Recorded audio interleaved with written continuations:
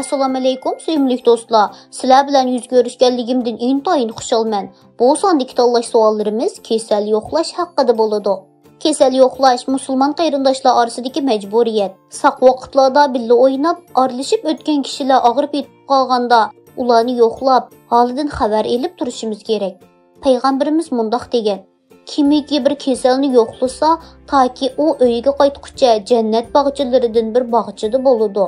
Bir kasalni yo'qlig'imizda uning ko'nglini olgan bo'lamiz. Duosiga noil bo'lamiz. Payg'ambarimizning bir sunnatini bajo keltirgan bo'lamiz. Alloh taolaning roziligiga erishgan bo'lamiz. Kasal yo'qlagan vaqtimizda kasal kishidan duo talab qilishmi bir sunnat bo'lib, payg'ambarimiz mundaq degan: kasallarning duosi maqbuldir. Og'rib qolgan kishining gunohlari saq bo'lib ketadi. Suyimli do'stlar, endi qo'lingizga qalam elib tanlash savollarini ishlab beqinglar. Birinchi savol: biror yaqininiz og'rib qolganda yo'qlab boramsiz? A. Ha, yo'qlayman. B.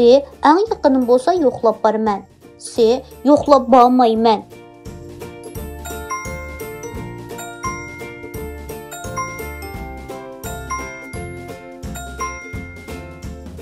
Ikkinchi savol: saboqdishingizdan birisi darsga kelmagili 2-3 kun bo'ldi. Qanday qilasiz? A. Darhol uningga telefon qilib ahvol so'rayman. B. Saboqdoshlardan nima ishga kelmaganligini so'rayman. C. Bundoq ishlarga ko'ngil bo'lmayman.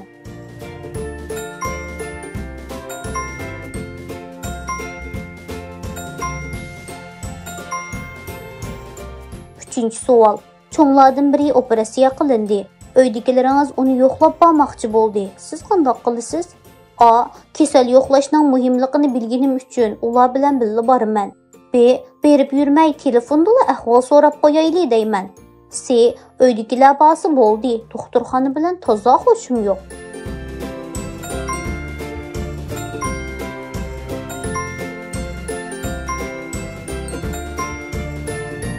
To'rtinchi savol: bir saboqdishingiz og'rib qopti. Sinfdagilar uni yo'qlamoqchi bo'lib bordinglar. Bu vaqtda qanday qilasiz? A. Chiroyliqcha ahvol so'rayman. Tezroq saqayib ketishini tilayman. B. Alloh shifolik bersin deb qo'yib o'z ishim bilan mashg'ul bo'laman. C. Qo'riqlab ketibsan, kasaling bak og'irga deyman.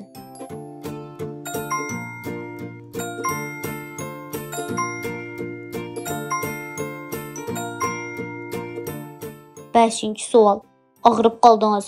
Do'stlaringiz sizni yo'qlab keldi. Bu vaqtda siz qanday qilasiz? A. Xush bo'lganligimni aytib, ularga duo qilaman. B. Ularga kasalimning og'irligini aytaman. C.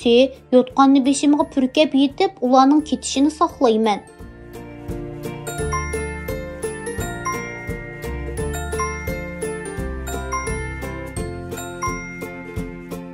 Oltinchi savol: kasal yo'qlab borganda sovg'a elib olamsiz? A. U yaxshi ko'radigan narsalarni elib berishga tirishaman. B. U qatnasha olmagan darslarni yezib opirman.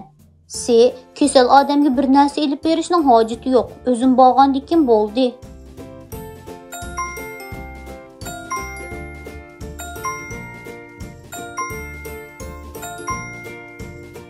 Yettinchi savol: pat og'rib yetib qoladigan bir do'stingiz bor. Uning bilan paranglashganda nimalarni deysiz? A.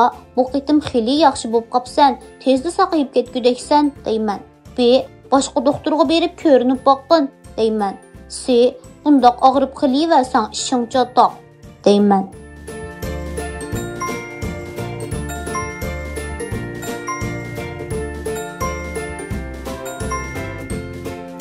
Sakkizinchi savol: uydagilaringiz bilan birga kasal yo'qlab bordingiz. Nimalarni qilasiz? A. Uydagilarning yanida jim o'ltiraman. Kasalni bearam qilmaslikka tirishaman. B. Opamga turayli endi zerikib ketdim deyman. C. Chiqib bolalar bilan toza o'ynayman.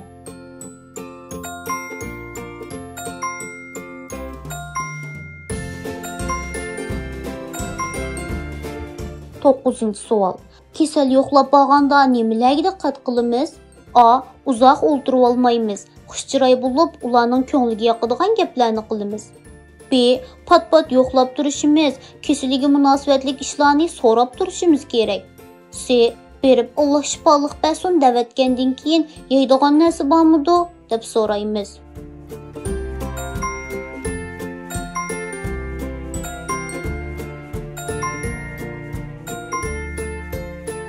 10-cu savol. Ata-anangızdan biri ağırıp qaldı. Savaqdaşlarınız yoxlab gəlsə qandaq qılısınız? A. Ularına yenidən ayrılmayman, yaxşı kütüb alıman. B. Kəlgəndə aldığı çıxıb qoyub, oyunumğa kirişib getiman. C. Kesel baqıman deb öydən çıxqanmay aran turğanda sırtqa oynağılıq açıman.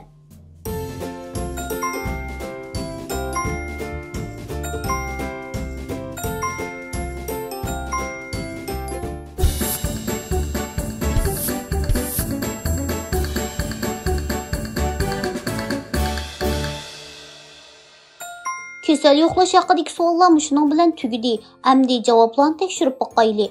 A javobni ko'p tanlagan bo'lsangiz, suyumlik do'stim, siz kesel yoxlashning muhimligini, kasallarga qanday muomala qilishni yaxshi bildikansiz. Ularning ahvolini so'rab turdikansiz, ularning ko'nglini elishga tirishdikansiz. Bu go'zal odatingizni davomlashtiring. Boshqalarni o'ylaydigan bu yaxshi hislatingizni hargiz tashlab qo'ymang. B javobni ko'p tanlagan bo'lsangiz, suyumlik do'stim, siz kesel yo'qlashning muhimligini biladikansiz, ammo qanday usulda yo'qlashni toza o'rganib ololmabsiz. Ba'zi chog'larda astoydil o'ylayolmay qolamiz. O'zimizni oldimizdagi kishining o'rniga qo'yib o'ylayolmaymiz. Bu jihatda bizga eng yaxshi ulgu bo'ladigan zot yanada payg'ambarimiz Muhammad alayhissalomdir.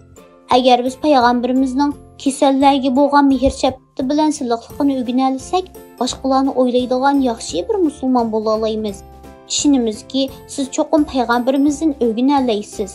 C javobni ko'p tanlagan bo'lsangiz, suyumli kichik do'st, peygamberimiz faqir miskinlarni, og'riqsizliklarni va yashangan kishilarni qanot ostiga olgan, ularga qaragan, doim ularning yonida bo'lgan. Biz bu jihatda peygamberimizni ulgu qilishimiz kerak. Bugun bir savodishingizning beshiga kelgan kun, erta sizning beshingizga kelib qolishi mumkin. Şuna Allah'ın razılıqına erişiş ve Peygamberimizin maqtishiga sazovor bo'lish uchun ağrıp qolgan kishilarni yo'qlab turayli. Programımızdan bu qitimliq soni mushiyada oxirlashdi. Keyingi qitimliq sonda ko'rishayli. Xayr xo'sh, Allohga omonat.